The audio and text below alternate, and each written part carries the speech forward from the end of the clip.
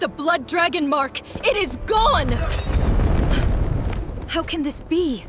The seal is broken. The jade seal struck the polished stone floor with a sharp crack that echoed through the hall of ancestral judgment. Every minister turned toward me. Every elder waited. Every noble expected me to dive forward, protect the Imperial seal, and remind everyone that it was my duty as the late Emperor's adopted heir. I remained where I was. My hands stayed behind my back. Across the hall, Duchess Lien smiled. She bent gracefully, lifted the Imperial seal with both hands, and held it high. Since Lord Shen won't even protect the symbol of succession, she said softly, perhaps he has already accepted that he isn't worthy of the throne. Whispers spread through the hall like wildfire. He surrendered. So that's the end. I expected more from Shun Rue. Cowards looked relieved. Opportunists smiled. Those who had spent years flattering me quietly stepped away as though my defeat might stain their robes. Only one person frowned. Marshal Hanjun. He stood near the bronze pillars with folded arms, his sharp eyes fixed not on the seal, but on me. His expression held one silent question. Why aren't you moving? I met his gaze. Then I looked away. Because if I stopped her now, everything would fall apart. The chief elder struck the floor with his staff. The succession trial begins at sunset. The Imperial seal must remain untouched until then. Duchess Lien lowered her head with perfect elegance. My apologies. She sounded sincere. Too sincere. She placed the seal inside an embroidered silk case provided by the attendants. No one noticed her sleeve brush across its surface. No one except me. I heard a minister mutter behind me. He finally broke. Another answered quietly. After serving the Empire for 15 years, he still couldn't become emperor. Someone laughed. He should have fought harder. No, I had fought hard enough. For 15 years I had negotiated peace between rival provinces. I had rebuilt famine-stricken prefectures. I had balanced the imperial treasury while princes emptied it for vanity. Every crisis, every rebellion, every assassination attempt, I solved them. Not because I wanted power, because someone had to. And every success became someone else's glory. The late emperor used to tell me, the empire survives because you never seek credit. I believed him. Until his funeral. That was when everyone suddenly remembered I wasn't born into the royal bloodline. Only adopted. Only useful. Never family. The succession was no longer about governing. It had become a contest of blood, influence, and greed. Duchess Lien understood that better than anyone. She didn't need to defeat me. She only needed everyone to believe I had already lost. Today, she thought she had succeeded. Lord Shun. Her voice floated toward me. She approached with graceful confidence. You look exhausted. I am. You should rest. I plan to. She blinked. That wasn't the answer she expected. I mean, she smiled gently. Rest from politics. I heard you. I only wish what's best for the Empire. I know. Silence. She searched my face. No anger. No accusation. Nothing. That unsettled her far more than shouting ever could. You aren't going to question me? She asked. For what? The seal. You picked it up. It slipped. So it did. Her smile stiffened. You truly believe that? I believe every action has consequences. Something flickered behind her eyes. Only for an instant. Then she laughed. I hope you still believe that tomorrow. I do. I bowed politely. Then walked past her. Behind me. For the first time, she stopped smiling. Outside the hall, snow drifted across the palace gardens. Winter had arrived early. Servants hurried along stone paths, carrying lanterns before sunset. I paused beneath an old pine tree. Someone stepped from the shadows. Marshal Han. I've seen you face assassins without blinking, he said. I have. So why surrender now? I didn't surrender. It certainly looked like it. I wanted it to. His eyes narrowed. The seal. What about it? You noticed something. I did. What? I looked toward the Crimson Palace roofs. The wrong person is carrying it. He frowned. I don't understand. You will. When? Tonight. He studied me for several long breaths. Then nodded once. You've never asked me to wait before. I'm asking now. I trust you. Those 3 words landed heavier than armor. Because very few people still did. He turned to leave. Then stopped. If you're wrong. I know. The Empire burns. I know. And if you're right. I watched snow settle across the ancient courtyard. The fire consumed someone else. Sunset painted the palace walls crimson. The Hall of Succession filled once more. This time, every seat was occupied. Princes, governors, military commanders, clan elders, foreign envoys. No one wanted to miss the birth of a new emperor or the fall of a favorite. I entered last. Conversation immediately quieted. Some looked at me with pity, others with amusement. Several avoided eye contact entirely. It was astonishing how quickly loyalty changed direction. The chief elder raised both hands. "Bring forth the Imperial seal." An attendant hurried toward Duchess Liane. She accepted the silk case herself. "I protected it personally," she announced. "No one else touched it." Exactly. No one else had. She carried it to the ceremonial altar. Every movement was flawless. Every gesture rehearsed. She opened the silk wrapping, lifted the jade seal, and froze, only for a heartbeat, then continued walking. Most people missed it. I didn't. Neither did Han Jun. His eyes shifted toward me. I remained expressionless. The seal rested upon the golden altar. The chief elder approached with solemn dignity. As decreed by the late emperor, he placed both hands upon the seal. "The rightful successor shall prove his legitimacy through the imperial oath." He stopped speaking. His brows slowly knitted together. His fingers traced the carved dragon beneath the seal. Once, twice, then again. The hall grew strangely quiet. One minister whispered, "What's wrong?" The chief elder lifted the seal closer to the lantern light. His face lost all color. "This," his voice cracked, "cannot be." Duchess Liane stepped forward. "Chief elder." He ignored her. Instead, he turned the seal upside down. The ministers leaned forward. I heard confused murmurs. "What is he looking at? It looks normal." "It doesn't." Han Jun had already reached for the hilt of his sword. The chief elder slammed the seal onto the altar. "Who guarded this artifact?" Duchess Liane answered immediately. "I did." His stare became icy. "Alone?" "Yes." "You never allowed another attendant near it?" "No." He closed his eyes. For several painful seconds, nobody moved. When he finally spoke, his voice carried across the entire hall. "The Imperial seal bears the blood dragon mark." Silence. "It has for 200 years. More silence." He slowly lifted the seal again. "There is no blood dragon mark." Gasps erupted everywhere. "Impossible." Someone shouted, "A fake." Another minister stood so quickly his chair overturned. "No one can forge the Imperial seal." The chief elder looked toward me, not with suspicion, with realization. Duchess Liane's confidence finally cracked. What are you implying?" He answered without emotion. "The artifact presented before this court." He held it high. "Is counterfeit." Chaos exploded. Ministers shouted over one another. Guards rushed forward. Princes demanded explanations. One elderly duke nearly collapsed into his chair. Han Jun drew his sword halfway. Steel sang through the chamber. "No one leaves." His command silenced even the loudest voices. Duchess Liane stared at the counterfeit seal as if seeing it for the first time. I protected it." Her breathing became uneven. "I never." Then she turned toward me. "You?" There was fear in her eyes now. Real fear. "You knew?" I met her gaze calmly. "I knew you would insist on guarding it yourself." "You set me up." "No." My voice remained level. "You insisted that no witness come near the seal." "I was protecting it." "Were you?" She opened her mouth. Nothing came out, because every word she spoke trapped her further. If no one else touched the seal, then only one person could explain why it had become counterfeit. She looked around desperately, searching for support. None came. The nobles who had praised her that morning suddenly became fascinated by the floor. The ministers who had applauded her elegance refused to meet her eyes. No one wished to stand beside someone accused of replacing the empire's greatest treasure. I watched quietly, exactly as I had all day. I had not accused her. I had not interrupted her. I had not stopped her. I had simply allowed her to hold what she believed was victory. Outside, thunder rolled across the winter sky though no rain fell. Inside the hall, the true trial had only just begun. The counterfeit seal remained on the altar like a blade driven into the heart of the empire. No one spoke. Even the palace braziers seemed to burn more quietly. The chief elder finally broke the silence. "Seal the hall." The bronze doors thundered shut.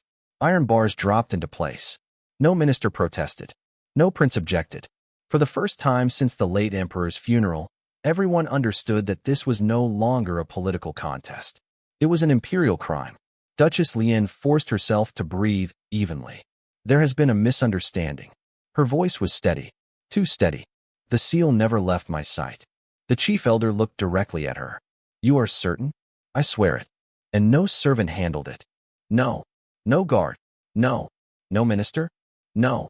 She answered each question without hesitation. Each answer tightened the invisible rope around her neck.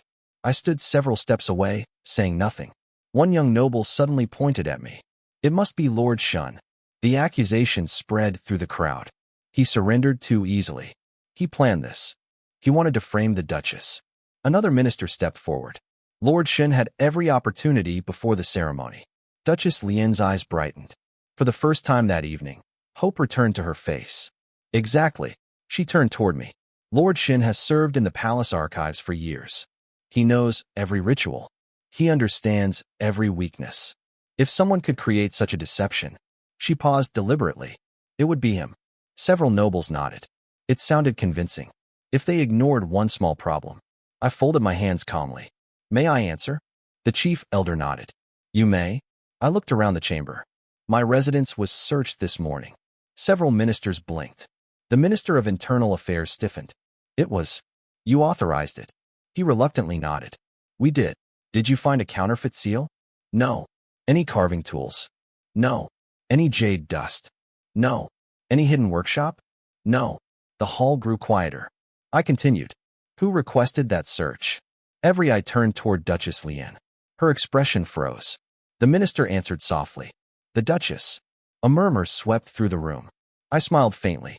So before today's ceremony, she already suspected me. Duchess Lien immediately interrupted. I was protecting the Empire. I believe you thought you were. You? I raised a hand gently. If I intended to replace the Imperial seal. I glanced toward the altar. Would I have allowed it to be inspected in front of the entire court? Nobody answered.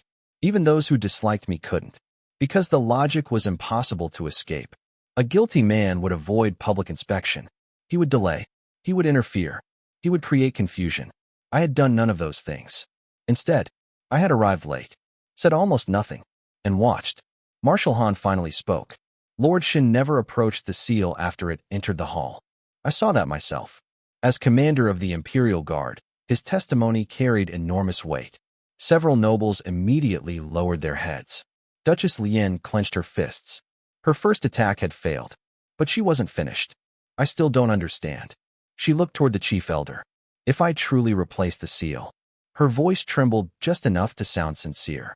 Where is the real one? A dangerous question, because no one knew, not even the chief elder.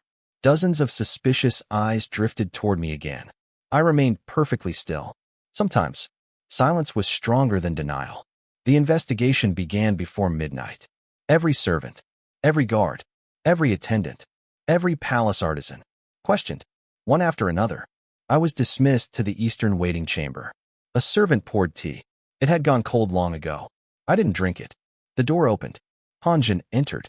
He closed the door behind him. You knew this would happen. I knew she would insist on controlling the seal. He frowned. That's not the same thing. No. He sat opposite me. The real seal. He lowered his voice. Where is it? I looked at him. Safe. His shoulders relaxed slightly. So there is no danger to the Empire. There never was. You arranged this? I prevented something worse. He leaned back. You keep answering without actually answering. Because you don't need every answer. A rare smile appeared on his face. I suppose not. Silence settled between us. Outside, footsteps echoed through endless palace corridors. Finally, he asked the question no one else dared. Why let her take it? I looked toward the window where snowflakes drifted beneath lantern light. For 3 years, she has been stealing. Evidence. Documents. Influence. Loyalty. Appointments. Every time someone warned the court. I looked back at him. She claimed she was being framed. So you needed something undeniable. Yes. And today, she built the cage herself. Hanjin nodded slowly. You've changed. Have I? 3 years ago. He smiled bitterly. You would have protected her. I didn't answer. Because he was right. For years, I believed the Empire mattered more than individual ambition. Whenever powerful families fought, I mediated. Whenever nobles made mistakes, I covered them. Whenever corruption threatened stability, I quietly solved it before scandal erupted. The empire remained peaceful, but the corrupt only became bolder. Mercy without consequence was simply permission. A heavy knock shattered the silence. Lord Shun, the council requests your presence. Hanjin stood first. I'll accompany you. The servant hesitated. The request is for Lord Shun alone. Han looked at me. I nodded. It's fine. He wasn't convinced. Neither was I. But refusing would only create suspicion. We walked through deserted corridors lit by wavering oil lamps. The palace felt colder than before. Not because of winter, because trust had vanished. Every shadow seemed to carry another accusation. The council chamber doors opened. 7 elders sat around a circular stone table. No attendants. No scribes. No witnesses. Only judgment. The oldest elder gestured toward the empty chair. Sit. I obeyed. For several long moments, nobody spoke. Finally, Elder Su folded his hands. We have a question. I'm listening. Why didn't you stop the Duchess? The room became perfectly still. It was the one question that mattered. Not who. Not how. Why? I looked at each elder in turn. If I had stopped her, I said quietly, would anyone have believed me? No one answered. You searched my residence before searching hers. You doubted me before doubting her. You believed surrender was weakness. You believed silence meant guilt. The elders lowered their eyes. I continued. If I had shouted that the seal was dangerous, I smiled sadly. You would have called me desperate. The words struck harder than any accusation. Because they were true. Elder Su sighed. When did you realize something was wrong? 3 days ago. Gasps echoed around the table. You waited? I observed. Why? Because someone inside the palace already knew the real seal had been targeted. The elders looked at one another. Their expressions changed. Suspicion spread. Not toward me. Toward each other. There is another conspirator, one elder whispered. I believe so. Who? I don't know. That answer disappointed them. It also happened to be true. I knew the conspiracy existed. I didn't yet know everyone involved. And exposing one traitor too early would warn the rest. Elder Su studied me carefully. You've become patient. I've become tired. Those words slipped out before I could stop them. The chamber fell silent again. I spent 15 years solving problems no one wanted to see. I looked down at my hands. They praised results. They ignored causes. They rewarded loyalty. They overlooked greed. When did protecting everyone become my responsibility alone? No one answered. Because no one could. At last, Elder Su stood. His age had bent his back, but not his dignity. I owe you an apology. The other elders looked startled. He bowed. Not deeply, but enough. I judged you unfairly.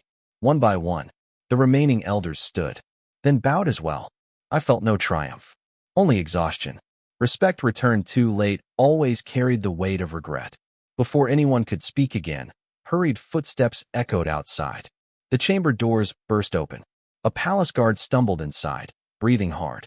Elders, what happened? The guard swallowed. The Western Archive. His face had turned pale. Is on fire. Every elder stood at once. The archive. The vault beneath it has been breached. What vault? The Imperial registry. My heartbeat remained steady. But inside, one thought surfaced immediately. So this was the conspirators' real objective. The counterfeit seal had never been the end of their plan. It had only been the distraction. Outside, alarm bells rang through the Imperial Palace. The night had only begun. The palace bells rang without pause. Each strike echoed across the Imperial grounds like a warning from the ancestors themselves. The 7 elders hurried from the council chamber. Ministers flooded into the corridors.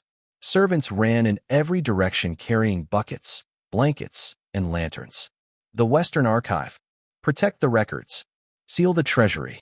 Panic spread faster than the fire. I walked. Not because I lacked urgency. Because panic had never solved a single crisis. Hanjin appeared beside me before I reached the courtyard. You already knew. His breathing was controlled, but his eyes were sharp. You suspected the archive. I suspected the counterfeit seal wasn't the true objective. You didn't tell anyone. I had no proof. He stared at me for a long moment, then nodded once. You expected this.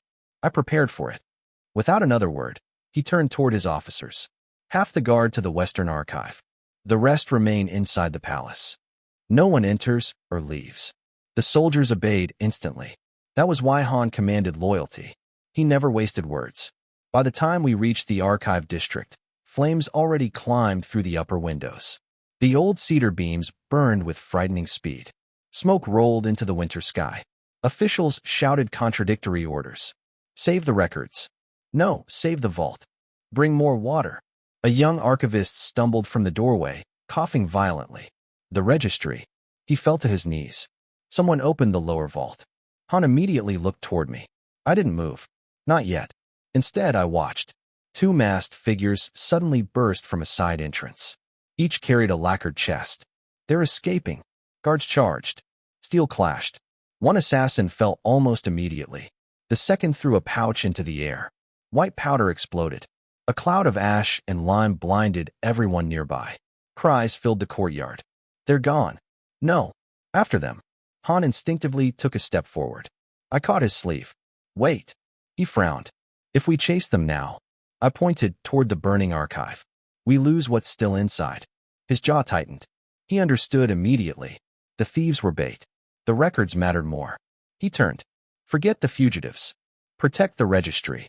Several officers hesitated, then obeyed. Within moments they disappeared into the smoke. Han glanced at me. You're unusually calm. I'm counting. Counting. The mistakes. An hour later the fire was finally contained. Much of the archive had collapsed. Black smoke drifted through broken rafters. The smell of burnt paper lingered in the cold air. An elderly archivist approached us, tears filling his eyes. My lord. He bowed deeply. We failed. I shook my head. No. He looked confused. The registry vault? It survived. He blinked. What? The inner stone chamber wasn't damaged. Han looked at me. You knew? I ordered it reinforced last winter. The archivist's eyes widened. You were the one. He suddenly remembered. Nearly a year earlier, I had quietly diverted construction funds to strengthen the archive foundations. Many ministers had mocked the expense. Now those same stone walls had protected centuries of Imperial records. The old man covered his face. If not for that order. He couldn't finish the sentence. Han smiled faintly. You've been preparing for disasters no one else imagined. I've simply learned people are predictable. A messenger arrived at full speed. He dismounted before the horse had fully stopped. Marshal, what is it? The captured assassin. Han's expression sharpened. He escaped. No. The messenger swallowed. He was poisoned. Silence. What? He bit into a hidden capsule. Died instantly. Han cursed under his breath. Professional. Disciplined. Prepared. This conspiracy reached much deeper than anyone had believed. I looked toward the dark horizon. Someone powerful had expected failure.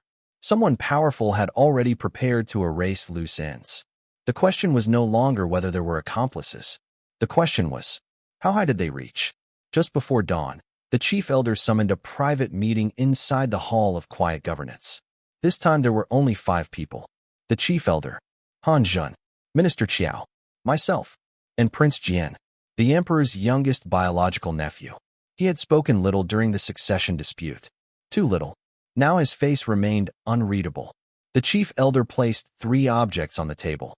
The counterfeit seal, a burned ledger recovered from the archive, and a bronze key. The vault was opened using this. Minister Qiao frowned. There are only 3 such keys. Correct. The chief elder nodded. 1 belonged to the late emperor. 1 remained in the archives. The 3rd, his gaze slowly lifted, was entrusted to Lord Shun.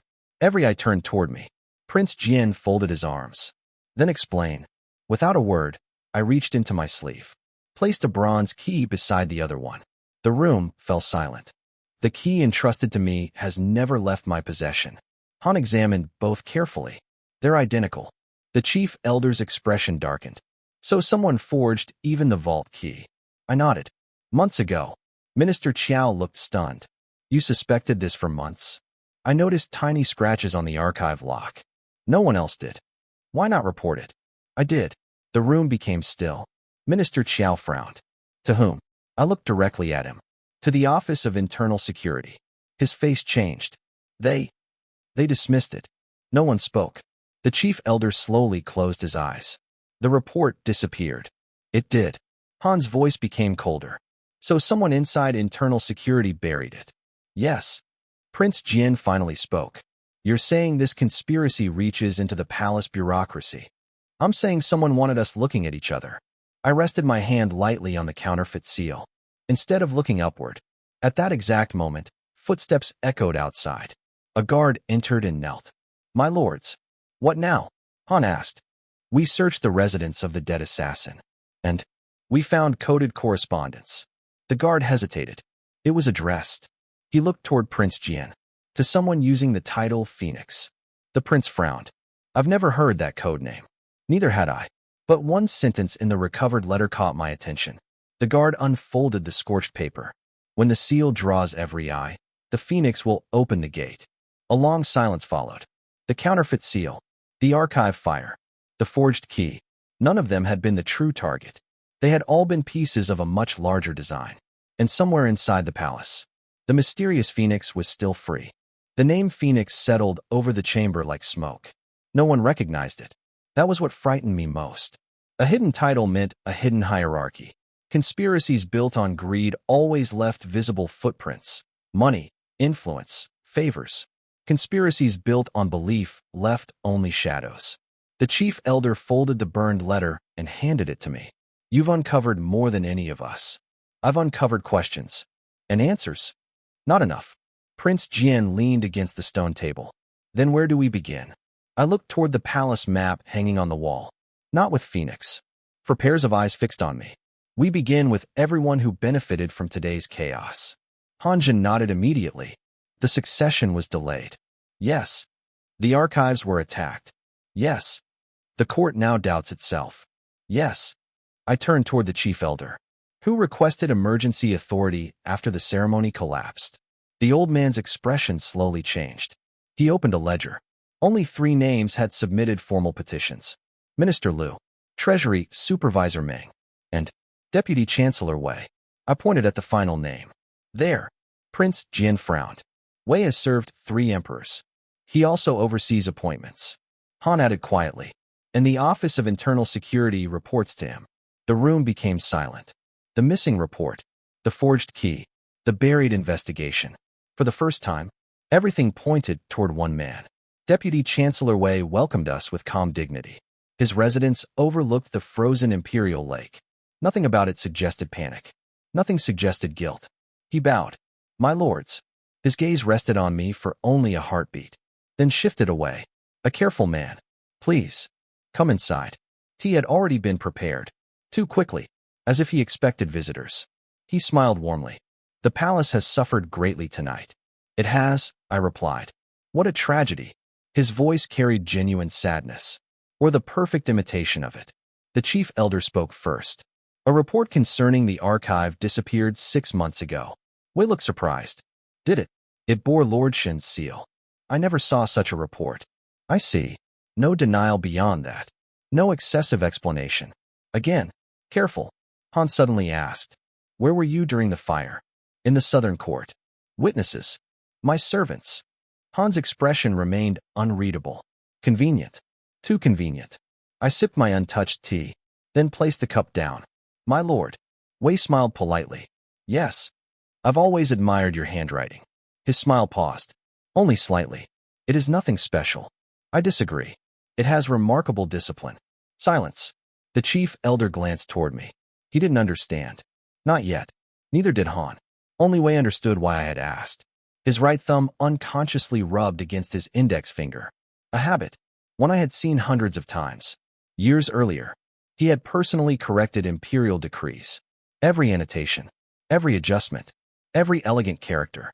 The burned letter recovered from the assassin contained the same tiny flourish beneath the final stroke of one particular character. A flourish almost impossible to notice, unless someone had spent years reading his writing. I had. I looked into his eyes. "You trained the man who wrote that letter." The room froze. Wei's smile disappeared. Not dramatically. Simply, gone. No one moved. The silence stretched until even the brazier seemed to stop crackling. Wei folded his sleeves neatly. "You have remarkable imagination, Lord Shun. I have an excellent memory. I fail to see the difference." "So do I." Han stepped closer. "You recognize the handwriting?" "I recognize a habit." Wei laughed softly. "A man's writing condemns him now?" "No." I held up the scorched letter. "But habits do." He looked at the paper. For the first time that evening, He asked no questions. He simply watched. That alone was revealing.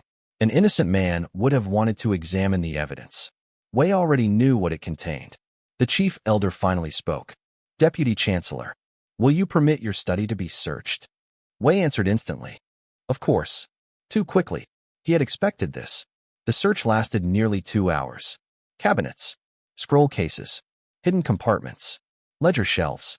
Nothing. Several younger officials began exchanging doubtful glances. Perhaps we had been wrong. Perhaps suspicion had clouded judgment. Han approached quietly. We found nothing. I know. You expected that too? Yes. He looked almost irritated. You seem impossible to surprise. I've been surprised too many times already. As the officers prepared to leave, an elderly house servant entered carrying a tray of fresh charcoal. His hands trembled. Not from age. From fear.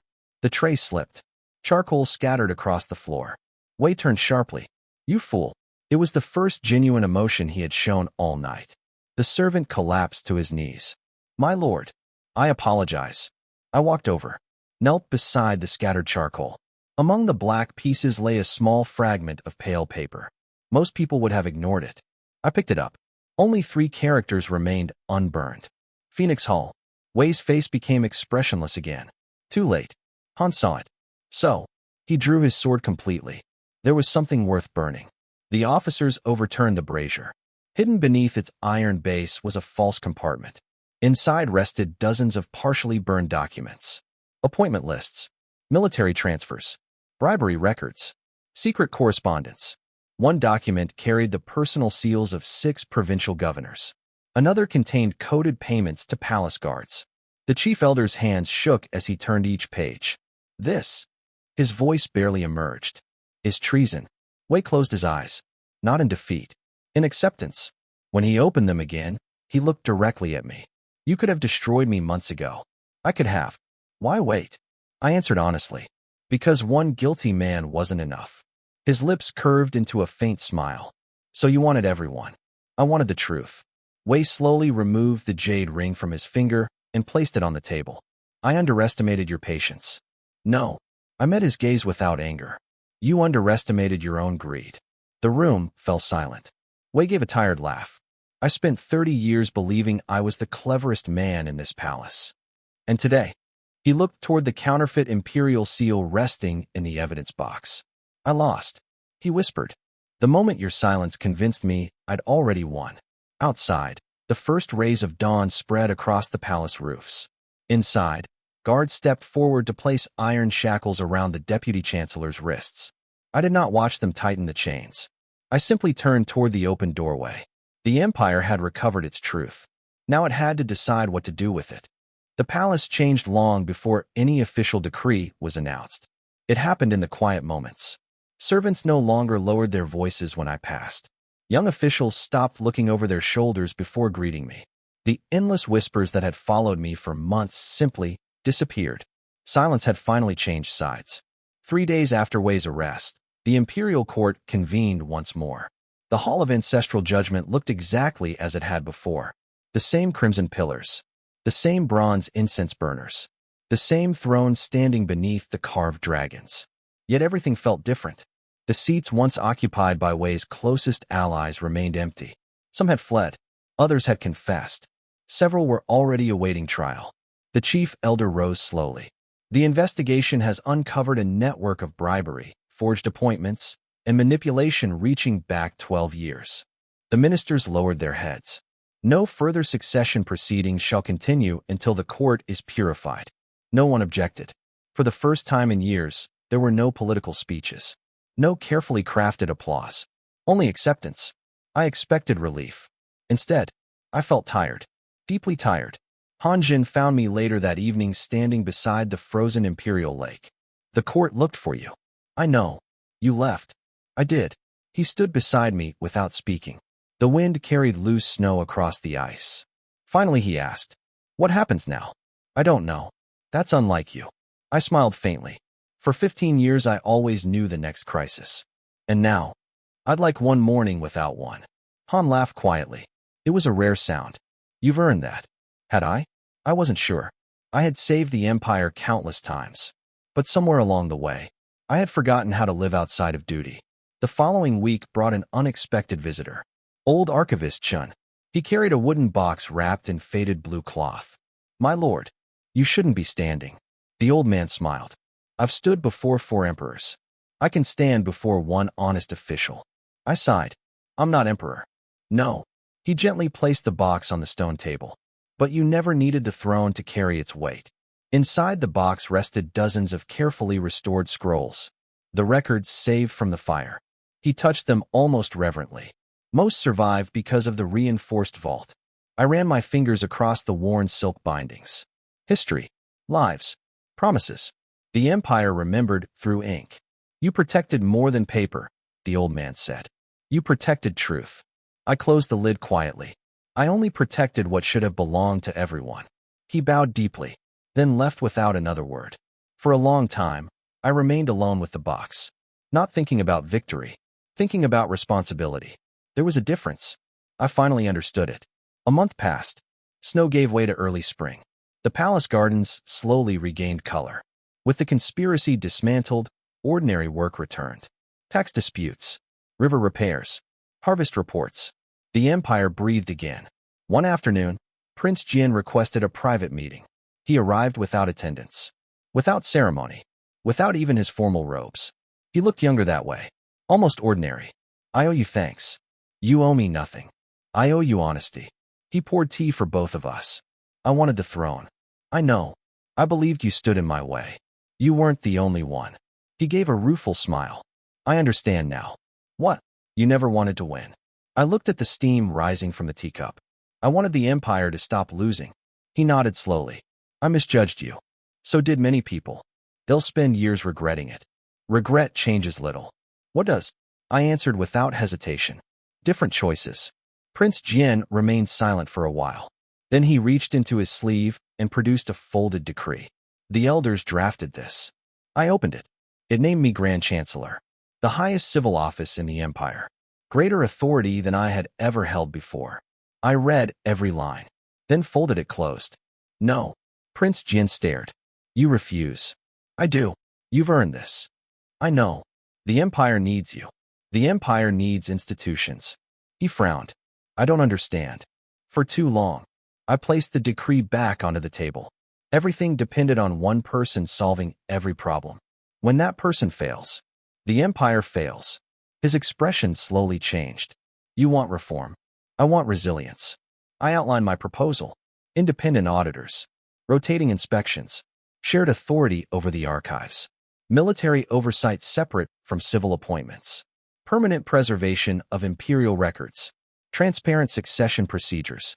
No single official, including myself, should ever hold enough influence to hide the truth. Prince Jian listened without interrupting. When I finished, he smiled. "You really don't want power. I want accountability." "They're different." He stood. "So be it."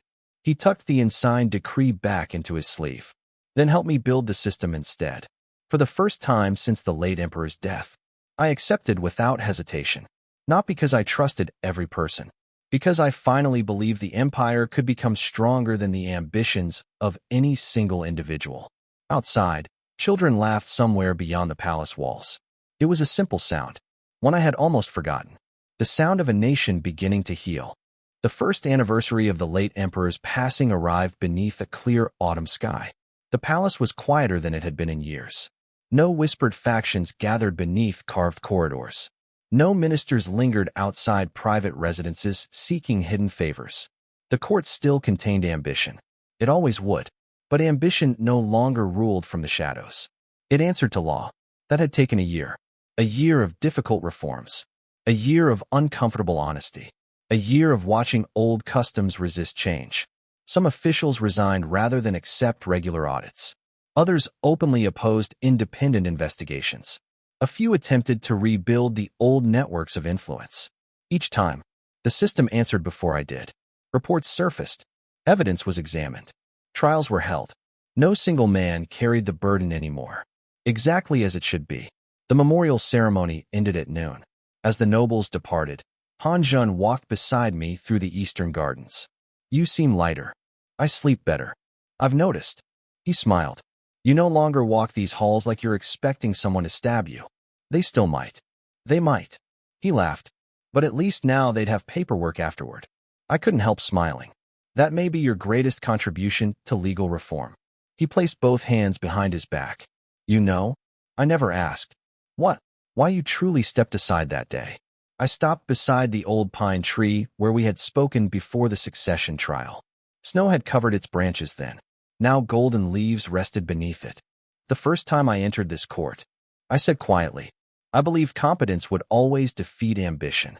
And then, I learned ambition only defeats itself if you stop protecting it. Han looked toward the distant hall of judgment. You trusted consequences. I trusted people's choices. They chose badly. They always had the freedom to. Silence settled comfortably between us. No explanation was needed. He understood now. A palace messenger approached. My lords, the former deputy chancellor requests one final audience. Han frowned. He's being transferred today. I know. The messenger bowed. He says he wishes to speak only once. Han looked at me. You don't have to. I know. For several moments I considered refusing. There was nothing left to prove. Nothing left to win. Yet unfinished conversations had a habit of lingering longer than finished wars. I'll go. The Imperial prison overlooked the western cliffs. Unlike the palace, it contained no unnecessary beauty. Only stone, iron, silence. Wei sat alone inside a narrow cell. His hair had turned noticeably whiter. He stood when I entered. No guard spoke. No chains rattled. For a long moment, neither of us said anything. Finally, he smiled faintly. I expected you to refuse. I almost did. You've become kinder. No. I shook my head. I've become less angry. He nodded slowly. I suppose that's healthier. Wei looked toward the narrow window. The leaves are changing. They are. I spent 30 years believing history belonged to men like me. It belongs to everyone. I know that now. His voice carried no bitterness. Only fatigue. I've had many months to think. So have I. He turned back toward me. Do you know where I truly lost? The counterfeit seal. He smiled. No. The archive. No. The burned correspondence. Again he shook his head. I lost years before any of that. I waited. I stopped believing capable people could disagree with me. His eyes settled on the prison floor. So I surrounded myself with obedient men. They feared disappointing me. They stopped telling me the truth. He laughed softly. A conspiracy can survive greed. It cannot survive honesty. The words lingered between us. For the first time, I felt no satisfaction. Only understanding. Not forgiveness. Understanding. Wei stepped closer to the bars. You once asked me why I underestimated you. I remember. I have a better answer now. I remained silent. You never wanted to defeat me. You wanted to protect something. And I could never understand a man who valued duty more than victory. He closed his eyes briefly. When I finally realized that, it was already over. A guard approached from the corridor. It is time. Wei straightened his robe with the same quiet dignity he had shown in court. He bowed, not to the office I held, to the man standing before him. I leave the empire in better hands than I deserved. I returned the bow. Leave it to better principles. He smiled one last time, then turned and walked down the long stone corridor without looking back. I never saw him again. Years passed. Prince Jian became a wise emperor. Not because he never made mistakes, because he allowed others to correct them. The archive became the heart of a new system of public records. Officials changed. Generations passed. The reforms endured. One quiet evening, I stood outside the hall of ancestral judgment. The same hall where everyone had believed I would surrender. The same hall where a rival had proudly lifted a counterfeit victory into the air. The same hall where I had chosen silence over argument. A young official approached nervously. My lord, I've heard many stories. Which one? That you won the succession without fighting. I looked at the fading light across the palace roofs, then smiled. No, I simply stopped rescuing people from the consequences of their own choices. The young man frowned thoughtfully. I don't fully understand. You will. He bowed and departed. I remained beneath the ancient sky a little longer. Power faded. Titles passed. Even the greatest names eventually became ink upon old paper. Only character endured. And sometimes, the strongest victory came from knowing exactly when to let go.